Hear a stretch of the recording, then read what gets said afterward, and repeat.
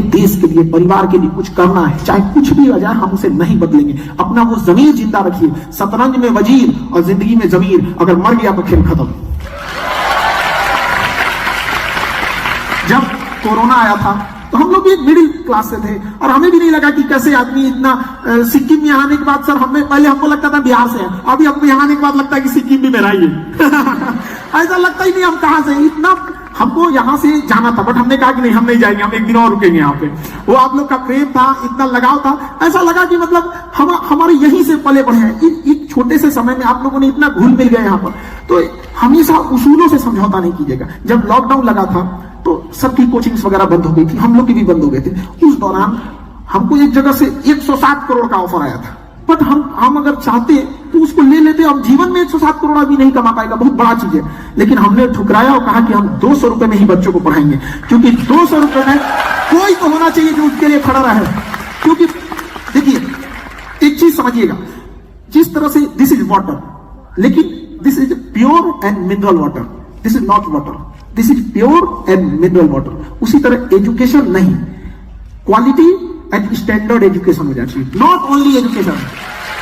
हमें कहा कि भाई बच्चों को कोई ना कोई तो चाहिए जो उन्हें इंडिया लेवल पे कह के लड़के कह सके कि हमारे पास पैसे नहीं है तो क्या हुआ, काम सर है हमारे लिए।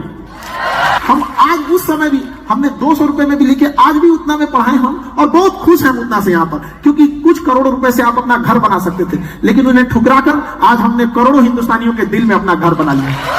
आपके सामने और पूरा खुला हुआ एकदम दुनिया है, आप जहां चाहे वहां जा सकते हैं आप लोग। लेकिन याद रखिएगा, जिंदगी एक कलम की तरह, एक कलम की तरह है। इससे पहले कि इसकी स्याही खत्म हो जाए, एक कहानी लिख दीजिए कि आने वाली पीढ़ियां उस कहानी को पढ़कर दोहराए यहाँ पर।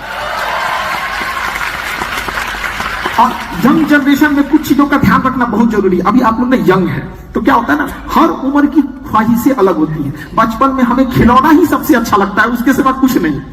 और जब से जैसे आप बड़े होते हैं तो आपकी ख्वाहिशें बदलती जाती है। लेकिन अभी यंग जनरेशन में अभी थोड़ा गुस्सा पे कंट्रोल करना जरूरी है।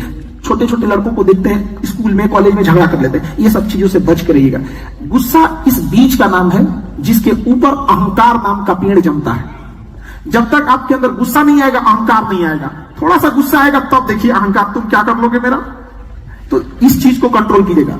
जब तक गुस्सा नहीं है, अहंकार नहीं है। और गुस्सा और आंधी, गुस्सा और आंधी जब ये चला जाता है तो ही अनुमान लगता है कितने का नुकसान हुआ, उस दौरान नहीं पता चलता है। तो क्या जरूरत है अपना नुकसान कराने की। तो इंसान को गुस्से पे आज की यंग जनरेशन को कंट्रोल करने की जरूरत है। और ईगो को साइड रखिएगा, क्योंकि आप अभी स्टूडेंट लाइफ में, स्टूडेंट लाइफ में ईगो नहीं होता है, इस सब चीजों को साइड में रखा जाता है। आप क्या है क्या नहीं, एकदम शांति से ईगो को साइड कीजिए, आराम से पढ़िए। कई बार आपके जूनियर्स आपको समझाएंगे। कई बार हम लोग के टीचर पढ़ा के चले जाते थे, समझ में नहीं आते थे, और हम लोग के साथ बैठ के पढ़ने वाला हमें समझा देता था। हमें तो कभी कभी कसाई से ज्यादा टीचर से डर लगने लगता था। अरे यार टीचर है यार, बहुत डर लगने लगता था यहाँ पे। तो कई बार क्या था, हमारे साथ वाले बच्चे हमें पढ़ाए तो हम लोग अपना ईगो साइड किए, हमने उनसे कहा कि भैया हमको तुम समझा दो। इस तरह कई बार आपके समाज, आपके दोस्त आपको समझाएंगे। We all are the student of society. हम सब सोसाइटी से अपने लास्ट ब्रीथ तक कुछ ना कुछ सीखेंगे। लेकिन एक चीज सीखिए हमेशा कि आपको अहंकार साइड में रखना है। अहंकार में इंसान को इंसान नहीं दिखता। आप खुद के छत पे चढ़ जाओ तो अपना मकान नहीं दिखता है।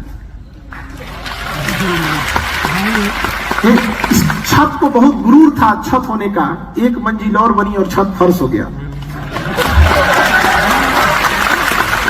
इसलिए याद रखिएगा, सफलता जितने ऊंचाई पे जाएंगे, ऊंचाई पर रुकने के लिए रास्ते नहीं होते, एक दिन नीचे आना पड़ेगा। इसलिए जब आप सीढ़ियों पे चढ़ रहे होते हैं तो अपने साथ के लोगों से अच्छा व्यवहार बना के रखिएगा, क्योंकि वापस उतरते समय उनसे मुलाकात होगी। और ये शब्दों को थोड़ा सा, क्योंकि आप यंग जनरेशन